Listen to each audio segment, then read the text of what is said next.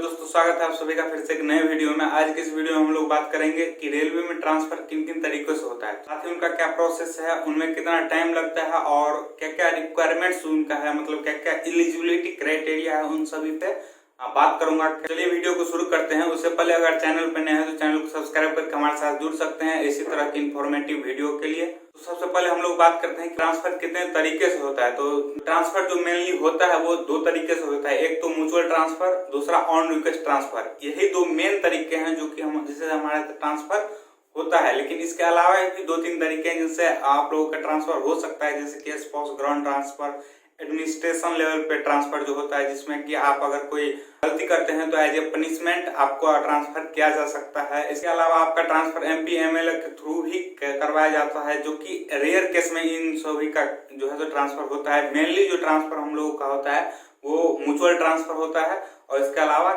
On request transfer होता है। तो इस वीडियो में हम लोग यही दोनों ट्रांसफर के बारे में बात करेंगे, एक म्यूचुअल ट्रांसफर कैसे होता है और उनका क्या प्रोसेस है, साथ ही ऑन रिक्वेस्ट ट्रांसफर का क्या क्या जो है सो प्रोसेस है उसके बारे में हम लोग बात करेंगे। तो सबसे पहले हम लोग बात करते हैं म्यूचुअल ट्रांसफर के बारे में। म्यूचुअल ट्रांसफर में क्या होता है कि आप उसके स्थान पे जाते हैं और वो आपके स्थान पे आके ड्यूटी करता है। जैसे कि अगर राजस्थान का कोई बंदा गुवाहाटी जोन से अप्लाई करता है, जो कि इस जो हम लोगों का वैकेंसी था उसमें से 2-4 जो है सो यहाँ पर भी देखने को मिला था कि राजस्थान से वो लोग गुवाहाटी जो है सो फॉर्म फिलअप करके यहाँ आए थे ड्यूटी करने के लिए, बट उनका म्यूचुअल ट्रांसफर हो गया क्योंकि बहुत से बिहार के कैंडिडेट जो है सो मुंबई या फिर राजस्थान के आसपास, गुजरात के आसपास जॉब करते हैं WR से या फिर कोई और जोन से उसके आसपास जॉब करते हैं। तो उन लोगों को बिहार आना रहता है और बिहार से जो हम लोगों का यहाँ पे है तो वहां से नजदीक पड़ता है तो वो लोग क्या करते हैं, उनसे म्यूचुअल राजस्थान वाले से म्यूचुअल करवा लेते हैं और वो राजस्थान वाला वहां चला गया गुजरात के आसपास में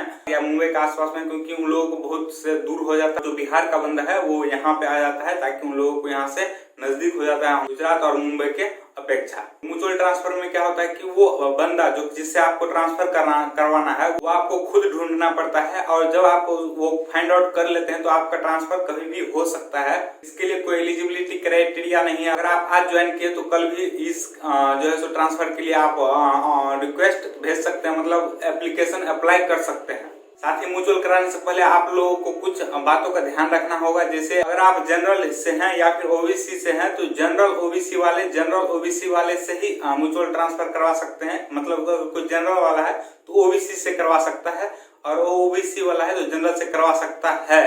जबकि कोई अगर SC वाला है तो वो SC वाले से ही जो है सो ट्रांसफर करवाएगा और ST वाला है तो ST वाले से ही करवाएगा। क्यों? क्योंकि प्रमोशन में फर्क पड़ जाता है। क्योंकि प्रमोशन जो है जैसे ST का है, ST का प्रमोशन 3 साल में हो जाता है और जनरल OBC का कोई प्रमोशन में छूट नहीं है, मतलब 10 साल के बाद ही फर्स्ट प्रमोशन होता है। तो इसी सब को ध्यान में रखते हुए OBC का कोई बंदा जनरल के कैंडिडेट से अपना म्यूचुअल करवा सकता है, क्योंकि OBC को कोई जो है सो यहाँ पे प्रमोशन में कोई छूट मिलता ही नहीं है, इसीलिए उनको वो जनरल के कोई बंदे से जो है सो म्यूचुअल करवा सकता है। साथ ही आप लोगों को ये भी ध्यान रखना होगा कि अगर किसी का प्रमोशन हो चुका है, मतलब 1800 ग्रेड पे से 1900 ग्रेड पे चला गया है, जिससे आपका जो म्यूचुअल करने का सोच रहे हैं, अगर उनका प्रमोशन हो चुका है और मतलब आपका नहीं हुआ है या फिर आपका हो गया है उनका नहीं हुआ है, तो आप लोग जैसे ही म्यूचुअल करवाइएगा तो जिनका लोअर रहेगा ग्रेड पे या फिर सीनियरिटी बोल सकते हैं, सीनियरिटी जिनका लोअर रहेगा उनका सीनियरिटी दोनों को हो जाएगा। मतलब कि सीनियरिटी जो होगा वो जिनका कम रहेगा उनका बराबर दोनों का सीनियरिटी हो जाएगा। तो इसका ध्यान रखना होगा। बाकी आपका जो भी पे स्केल रहेगा वो फर्क नहीं पड़ेगा, मतलब जिसका भी आपका पेमेंट आता रहेगा वो पेमेंट उतना ही बनेगा। ये नहीं होगा कि आपका पेमेंट कम हो जाएगा, बाकी आपका सीनियरिटी कम हो सकता है जैसे प्रमोशन के लिए। अब बात करें कि म्यूचुअल ट्रांसफर कहाँ होता है। जैसे कि आप अगर किसी एक ही जोन के मतलब दूसरे डिवीजन में जाना चाहते हैं तो वहां पर भी आपका म्यूचुअल ट्रांसफर हो जाएगा, या फिर एक ही डिवीजन में म्यूचुअल करवाना चाहते हैं वहां पर भी हो जाएगा, एक ही सेक्शन में म्यूचुअल कराना चाहते हैं वो भी हो जाएगा। इसके अलावा अगर एक जोन से दूसरे जोन, ज्यादातर यही ट्रांसफर होता है, एक जोन से दूसरे जोन म्यूचुअल करवाना चाहते हैं तो वो भी हो जाएगा। लेकिन इनमें कितना टाइम लगेगा ये डिपेंड करता है कि आपका जो है सो कितना लंबा जोन वाइज ट्रांसफर करते हैं। मतलब एक जोन से दूसरे जोन के बंदा से ट्रांसफर करवाएंगे तो उसमें थोड़ा लंबा टाइम लगेगा, लेकिन ये टाइम जो है सो बहुत लंबा नहीं जाता है। आप समझिए कि 5 से 6 महीना में आपका ट्रांसफर हो जाएगा, जो कि यहाँ का जो राजस्थान का बोले ना कि बगल के स्टेशन का राजस्थान का जो है 2 बंदा ज्वाइन किया था, वो लोग ट्रांसफर लेके चले भी गए हैं यहाँ से। अब हम लोग बात करते हैं ऑन रिक्वेस्ट ट्रांसफर पर। मीन्स कि आप लोगों का अगर कोई बंदा नहीं मिल पाता है, ऐसा कोई कांटेक्ट नहीं है जिससे आपका ट्रांसफर हो सके, तो ऑन रिक्वेस्ट ट्रांसफर के थ्रू हम लोग अपना जो है ट्रांसफर कैसे करवा सकते हैं। सबसे पहले हम लोग बात करते हैं कि इनका एलिजिबिलिटी क्राइटेरिया क्या है, कि आपको कितना साल जो है सो ड्यूटी करने के बाद जो है सो अप्लाई कर सकते हैं ऑन रिक्वेस्ट के लिए। तो अगर एक डिवीजन से, मतलब एक ही जोन के अंदर, जैसे हम गुवाहाटी जोन में है और गुवाहाटी जोन में ही एक डिवीजन से दूसरे डिवीजन में जाना चाहते हैं, तो ज्वाइन करने के साथ ही आप लोग जो है सो अप्लाई कर सकते हैं ऑन रिक्वेस्ट। और अगर आप एक जोन से दूसरे जोन में जाना चाहते हैं, जैसे गुवाहाटी जोन से हम अगर चाहेंगे कि पटना जोन में अगर कोई ट्रांसफर हो जाए मेरा, तो इसके लिए जो है सो 5 साल का सर्विस जरूरी है। मीन्स कि हम जो है सो अगर 5 साल ड्यूटी कर लेंगे, इसके बाद एलिजिबल होंगे कि अप्लाई कर पाए ऑन रिक्वेस्ट जोन ट्रांसफर के लिए। तो ये तो हो गया हम लोगों का एलिजिबिलिटी क्राइटेरिया। साथ ही हम लोग बात करते हैं कि इसमें टाइम कितना लगता है। जैसे ऑन रिक्वेस्ट अगर एक डिवीजन से दूसरे डिवीजन में जाना है तो उसमें कितना टाइम लगेगा, वो डिपेंड करता है कि आप